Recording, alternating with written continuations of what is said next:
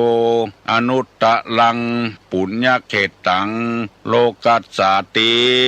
กราบหนึ่งกราบสองกราบสามกาเลนะธรรมสวนังเอตัมมังคลมุตตัมมังมาแถมแล้วเน้อเสียงก้องเสียงก้องเสียงมองต่ำเข้าเสียงตุเจ้าเทศนาธรรมมาทำแล้วมาถึงในวัดมาถึงห้องนอนตุเจ้ามาถึงบ้านถึงบนเฮือนถึงในเฮือนถึงที่นอนหมอนมุ้งในสุดถึงครัวไฟถึงห้องน้ำมาถึงในรถที่กำลังเปิดรับฟังวิทยุอยู่มาถึงในกาดในลีมาถึงกุฏิกุฏางมาเพื่อบริการศรัทธานาบุญทั้งหลายได้รับฟังธรรมะพร้อมกันเป็นที่น่ายินดียินบานกับพี่น้องพ้องถิ่นทั้งหลายเพราะว่าคนเฒ่าบอกว่าคนหนุ่มบอกว่าพระเจ้าพระนายฟังวัดฟังวาเพราะว่าแก่บ้านกำนันทหารตำรวจรักษาสถานที่ต่างๆตามชายแดนเช่นตังแม่ฮ่องสอนปางมะผ้าขุนยวมแม่เสลียงตามชายแดนต่างๆที่ไก่พุ่นก็มีตังเมืองฝางก็มีตังเมืองเป้าก็มีที่เปิ้นบริการวิทยุถ่ายทอดเอาไปถึงตังเหนือนี่ก็มีเชียงรายพะเยาและแผ่เมืองแป้เมืองน่านลำพูนลำปางนี่บอกว่าละยังใกล้ไปอยู่เปิ้นจักจวนการฟังรายการธรรมะเพื่อประชาชนเพราะว่าตุลุงได้รับโทรศัพท์ก็มีเปิ้นมาอู้ให้ฟังก็มีว่าธรรมะที่ตุลุงเอามาประกาศฟังแล้วมันง่ายปฏิบัติง่ายก็มีพ่อออกแม่ออกมาจากบ้านหนองสีแจงอำเภอสารปีคนหนุ่มคนกำอยู่มีจิตศรัทธาเลื่อมใสในทางพระพุทธศาสนาจะหล่อพระพุทธเจ้าพระพุทธรูปพระพุทธเจ้าไว้สาไว้กวัดกวาหน้าตัก9 นิ้วเป็นทองเหลืองแล้วตั้งอกตั้งใจขึ้นมาหาตุลุงเอาแผ่นตองมาแผ่นหนึ่งตุลุงลงอักขระคาถาเปิ้นข้องใจมีคนไปว่าเปิ้นยังหนุ่มยังกำอยู่ไปสร้างพระพุทธรูปนี่ก็ให้ดีเนอะว่าอันเฮาก็ว่าเปิ้นเป็นคนเชื้อใดเปิ้นจะทำคุณงามความดีแต่สร้างสารูปพระพุทธเจ้าไว้สาว่าบดีคนบดีนั้นก็คือคนตัวเก่านั่นแหละตัวที่เปิ้นไปว่าเปิ้นนั่นแหละจำไว้เนอะไปตัดไปบันความคิดในทางที่ดีของคนอื่นหมู่เปิ้นจะหามเอาไม้การไปสอดเปิ้นจะหามอยู่หั่นแล้วลู่เอาไม้การไปสอดไปว่าเป็นคนบดีไปเหี้ยมันจะอย่างใดกันแน่คนจะรอพระพุทธรูปเอาไว้สาเป็นอนุสรณ์ในชีวิตจะว่าแทนตัวเก่าก็ได้อย่างครูบาเจ้าศรีวิจัยแปลงไว้ที่วัดสวนดอกพระเจ้าก้าคิงที่วัดพระนอนขอนม่วงนี่ก็มีพระยืนก้าคิงสูงเต้าครูบาต่ำเต้าครูบากว้างเต้าครูบาก็บหารเป็นอย่างมีคนนิยมชมชอบอยู่เต้าประเดียวมันจะเป็นไปตั้งใดคนที่บดีนะก็คนเบียดเบียนเปิ้นลักขึ้นหอขึ้นเฮือนเปิ้นยามเมื่อค่ำเมื่อคืน กล้าขายเร็วอย่างที่ทำเมืองเปิ้นว่าเอาเข้าเปลือกสูนเข้าสารฮื้อแก่เปิ้นคนช่อคนโกงโกงตาจ้างตาย้อยคนขี้ลักขี้จกคนไล่ตีไล่บุบไล่ฆ่าเพิ่นกินเหล้าเมายาแล้วไปอยู่บันไดไล่บุบไล่ตีกันเหมือนกับสิงสารสัตว์อันนั้นกับคนบดีควรจะประนามคนหมู่นี้ไฟฟ้าต่ำหิมถนนหนทางมันบ่สร้างความเดือดร้อนความรำคาญหรือไปก็ไปไล่บุกของเปิ้นเสียทรัพย์สมบัติเสียของไผก็ของชาติของหมู่เดียวกันเนี้ยที่เสียภาษีเนี่ยหน้าที่ว่าฮือหมู่นี้ก็ว่าเป็นคนบดีคนที่ไปเล่นจู้ผัวเปิ้นเมียเปิ้น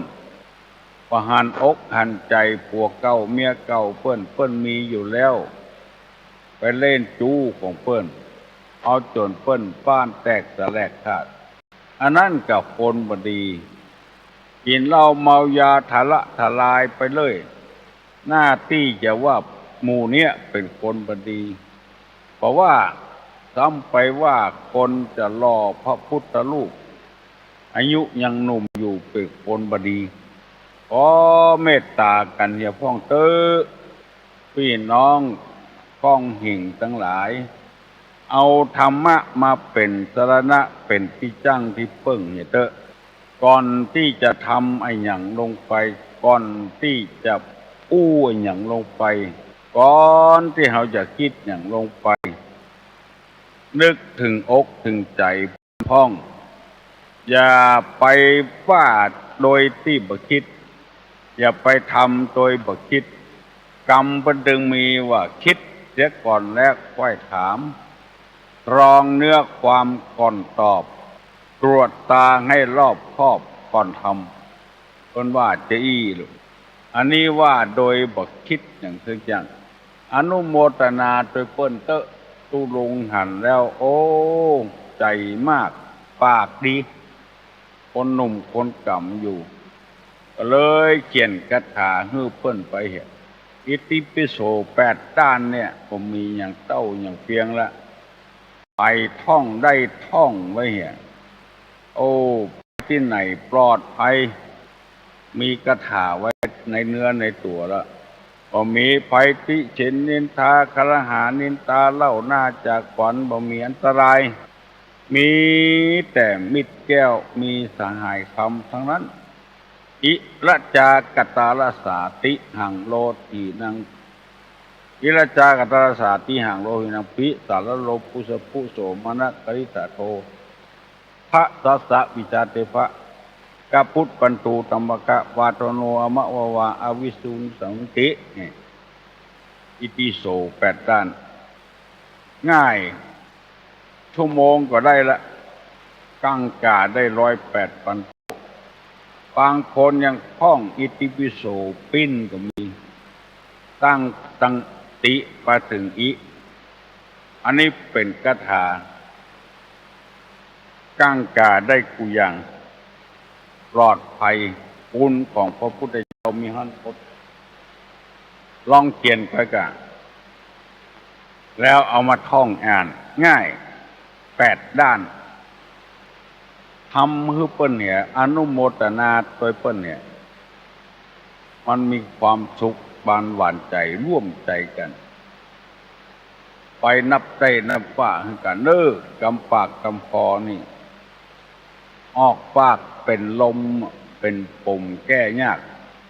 ว่าไปแล้วมันเป็นลมเนี่ยมหันต์เป็นนามธรรมมีกระจื้อมหันต์เป็นตัวถ้ามันเป็นปุ่มแล้วมันแก้ยากคัดข้องหม่องใจเปิ้นเนี่ยคือเปิ้นทุกอกทุกใจอย่างที่เคยเล่าให้ฟังเปิ้นตายไปเป็น30-40 ปีตันขันเข้าให้เปิ้นเนี่ยหยังเปิ้นพอจะไปน่ะห้องเปิ้นมากินข้าวแถมเนี่ยเป็นปุ่มแล้วมันแก้ยากเปิ้นไปปูจาคุณคนที่มันตายไปแล้วได้ทำคุณงามความดีไปแล้ว นึกถึงบุญของคุณกับเปิ้นได้แต่เปิ้งปะอาศัยใบบุญของเปิ้นสะปะสะปื้นตั้งการกินการอยู่การรับการนอนการไปการมาการนุ่งการย่องการผดับผดาเนื้อตัวการฮื้อความหูอาศัยเปิ้นอยู่หั่นนับวันนับคืนแล้วเปิ้นจะตานไอ้หยังฮื้อคนหมู่นั้นตอบแทนบุญคุณเปิ้นเพราะเปิ้นบ่มีแล้วฝังแล้วเผาแล้วในพระพุทธศาสนานี้อนุรมคือทำบุญอุทิศคือเปิ้นและเฮาก็ใจมากเฮาก็ปากม่วนใจดีได้ทำบุญอุทิศไปหาผู้ประกอบคุณงามความดีให้แก่เฮาแล้วเฮาก็ได้ทำบุญอุทิศไปให้แล้วปีหนึ่งทำเตื้อหนึ่งเดือนหนึ่งทำเรื่องซึ่งเสียทำทุกวันมันเป็นเรื่องความพอใจของไปของมันมีภาษิตกรรมบ้านกรรมเมืองเขาว่าความสุขอยู่ที่ความพอใจความสุขอยู่ที่ความพอใจความทุกข์อยู่ที่ความบ่พอใจเนี่ยไม่ใช่อยู่ที่ร่างกายไม่ใช่อยู่ที่ตีนที่มืออยู่ที่ความพอใจบนเอาพอใจจะเอาแต่เอี้ยเอาก็ม่วนใจเอาแล้วมีความสุขแล้วใจแล้วยังบ่พอเอาแถมติ๊กอันนี้ก็ไปมีความสุขมาได้ความสุขบานหวานใจไปได้ละกำสองมือแล้วยังบ่พอเอานี่เก้าแห่ตัวแถมเอาใส่ซอกคอตัวแถมเอาใส่ถุงเสื้อตัวแถมเอาใส่ถุงเต้วตัวแถมเอานี่ไปที่ขาแถมก็เดินพอบ่ได้อยู่หั่นแล้วเอาอยู่ติ๊กเอาไปเนี่ยอย่างเป็นล่ำเป็นลือก็เพราะเหตุว่าบ่ฮู้สภาวะความเป็นอยู่คนอื่นกั้นตายอยู่หั่นแล้วเดือดร้อนอยู่หั่นแล้วก็มีอย่างจะกินจะใจอยู่หั่นแล้วบ่ได้คำนึงถึงคนอื่นบ่เอาใจเปิ้นมาใส่ใจตัวอันนี้แหละธรรมะที่เฮาเอาเสนอกันตึงวันมันอยู่ที่จิตที่ใจพุ่นถ้าใจบ่พอแล้วก็มีความสุขมีเงินมีทองเท่าใดก็มีความสุขมีเมียกี่คนก็บ่มีความสุขมีลูกกี่คนก็มีความสุขเป็นอะไรอย่างก็เป็นคนเดียวเหี่ยหมดยึดตำแหน่งยึดหน้าที่ไว้คนเดียวเหี่ยหมดบ่ไว้ใจคนอื่นบ่วางงานบ่โปร่งงานให้คนอื่นมันไปมีความสุขก็ได้ทางใต้ก็ดีไปทางเหนือก็ดีไปทั้งที่เรามีอำนาจอยู่ที่จะวางงานให้คนอื่นเอาก็บ่วางบ่ไว้ใจไผในที่สุดมาก่อล้มเสียหายตายเสียจากล้มละลายไปคนเราต้องแบ่งเบาภาระกันหันอกหันใจกันพอออกแม่ออกตุลุงได้นำเอาคำว่าคนที่หาความสุขบ่ได้นั่นคือคนเชื้อใดคนบ่มีความสุขไว้อยู่สี่ข้อเมื่อตะวานี้ต้องสังเกตพอเถอะคนเชื้อนี้เดี๋ยวบ่มีความสุขมั่งมีสีสุขปานใดก็จ้างมียศถาบรรดาสุขบรรดาศักดิ์ปานใดก็บ่มีความสุขหนึ่งคนมีจิตบ่ตั้งมั่นสองคนมีใจเบาหูเบานั่นแหละสามคนประทุษร้ายมิตรสี่คนกลับหลอกสี่คนเนี่ยไปพอเถอะมันจะมีความสุขของมันก็ชั่วครั้งชั่วคราวเท่านั้นความสุขที่แท้จริงนี่จะบ่เกิดขึ้นตรงกันข้ามกับคนใจเที่ยงมั่นคนมีใจนักแน่นคนส่งเคราะห์กับมิตรแก้วสหายคำคนอู้บักกับประกอบซื่อใดซื่อนั้นอันนี้เป็นคนมีความสุขเพราะฉะนั้นได้สัญญากันเมื่อตะวาแล้วว่าจะได้อธิบายให้แจ่มแจ้งแจ่มชัดเพราะมีคนบอกว่าฟังแล้วเฮาบ่ต้องไปแกะไปไกลบ่ต้องเอาไปกึดอย่างนั้นมันเป็นแบบอาหารสำเร็จรูปเตแล้วก็กินได้เลยแบบกึ่งสำเร็จรูปเตแล้วเอาใส่หม้อใส่น้ำต้มทำกำก็กินได้ง่ายการปฏิบัติธรรมแบบรากหญ้าแบบง่ายๆเล่าให้พี่น้องทั้งหลายฟังง่ายๆข้อแรกนั้นคนที่ มีจิตความเที่ยงมั่นนั้นมันเป็นความจริงดังที่ธรรมะในทางพุทธศาสนากล่าวไว้แต่ทำงานบัดจับจดอันใดก็เอาอย่างไหนน้อยเดียวแล้วเอาหลายอย่างเป็นแกงแค่เนี่ยบึดไปจับใส่พริกแต้บึดไปจับใส่ผักเผ็ดบึดไปจับใส่บักแว้งกุลาบึดไปจับใส่บักเขือขั่วชูนกระหันหมดอย่างไหนน้อยบ่อันใดอันนั้นบ่เหมือนเปิ้นแกงจิ้นแกงป่าแกงจิ้นก็ได้กินจิ้นแกงป่าก็ได้ป่าแกงแค่นี่มันได้อย่างไหนน้อยเดียวเอามารวมกันแกงโฮกไปอย่างเดียวกันมีตึงงุ้นมีตึงหน่อส้มมีตึงจิ้นมีตึงแกงฮังเลมีตึงห่อนึ่ง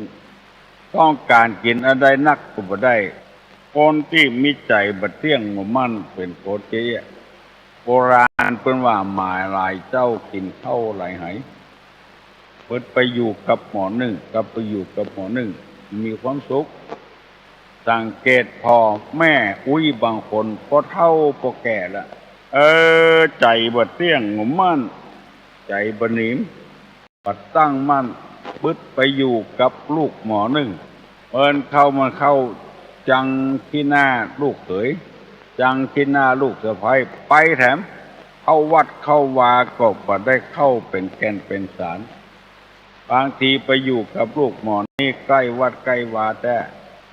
บ่ม่วนแท้เหมาะใจบ่ตั้งบ่มั่นไปอยู่กับหมอหนึ่งไปวัดก็ไปบ่ได้ไกลก็ฮู้จักไผแถมอยู่กับไผคนใดคนนั้นปฏิบัติปัดโปศีลทำกรรมฐานไปอยู่เรื่อยๆไผจะดีจ้างไผจะร้ายจ้างไผความดีความร้ายมันเป็นเรื่องส่วนตัวของเพื่อนพุ่นมันบ่จะเรื่องของเฮาไอ้หยังก็เอาจิตใจเข้าไปส่งไปเหยียบประตกประเสียงน้ำท่วมภาคใต้ภาคกลางภาคอีสานอยู่บ้านเหงาสกตกอินดูเปิ้นก็จะไปเอาใจไปล่นไปใส่เนี่ยหยังมันของธรรมชาติมันไม่ใช่ไผมาแป้งมาแต่งมาแปลงมาแต่งพี่น้องเจ็บเป็นบ้านไก่ใครไปหาไปบ่ได้ก็คืดฮอดหาอย่างอันกินข้าวบ่ลำกินน้ำบ่ลงไปเนี่ยอย่างจะอันความทุกข์นี่มันเฮาไปเสาะหามันบังคับใจบ่ได้ใจบ่หนีมใจบ่เที่ยงบ่มั่นเอาใจตัวเองว่าเปลี่ยนผัวอย่างเปลี่ยนผ้านุ่ง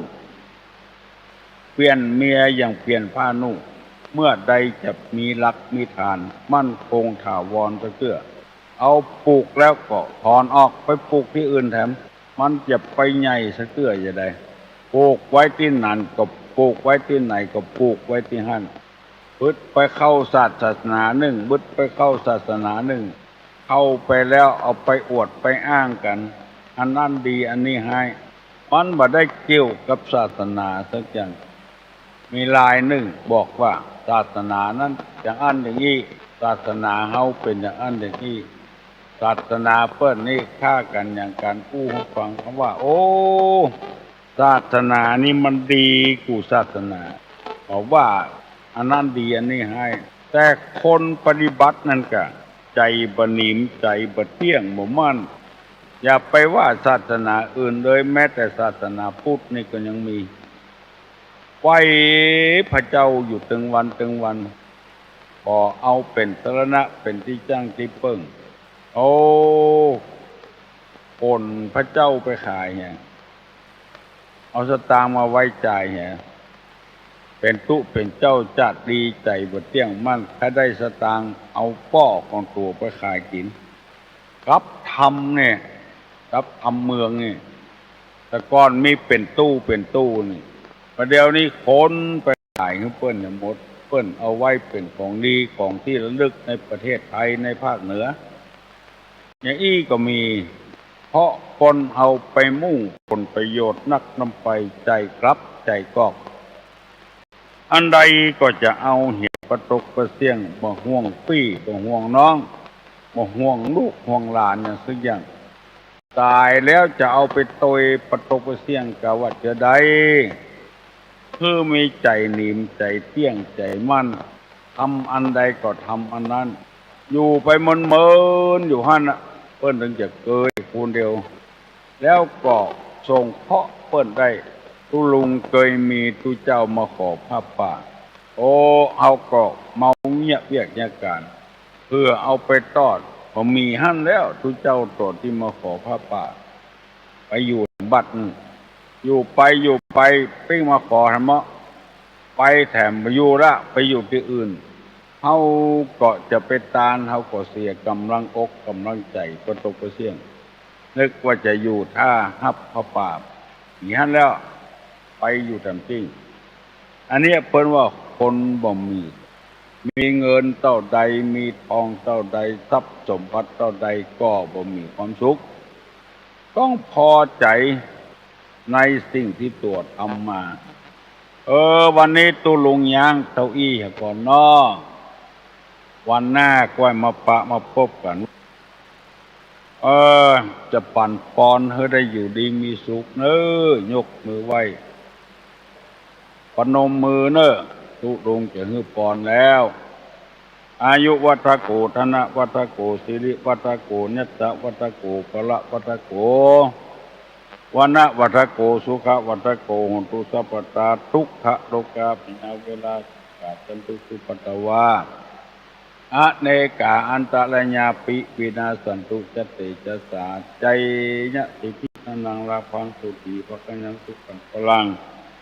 สิริอายุจวันโนจะโภกังบุติจะยะกวาสตาวสาจะอายุจะจีวสิทธิภวันตุเต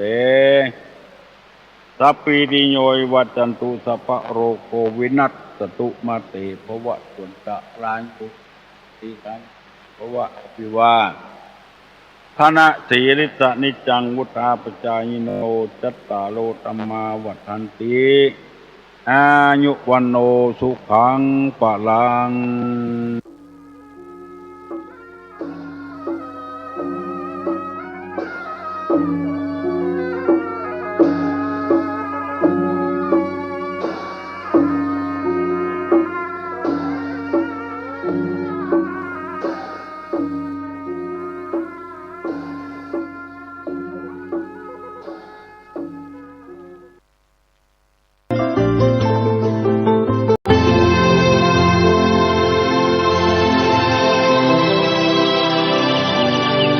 วันนี้เป็นวันพระ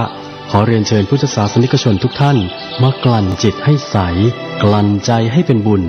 ด้วยการให้ทานรักษาศีลและเจริญจิตภาวนาน้อมจิตให้เข้าถึงพระรัตนตรัย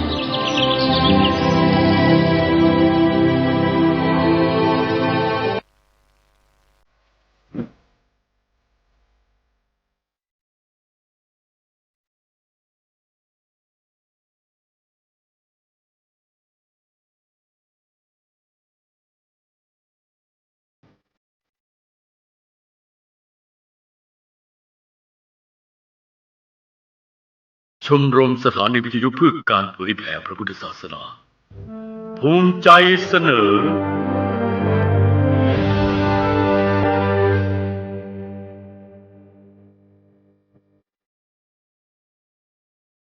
ธรรมนิยาย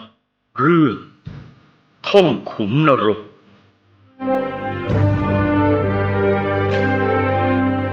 ให้เสียงภาคโดยทีมงานนุชและสหาย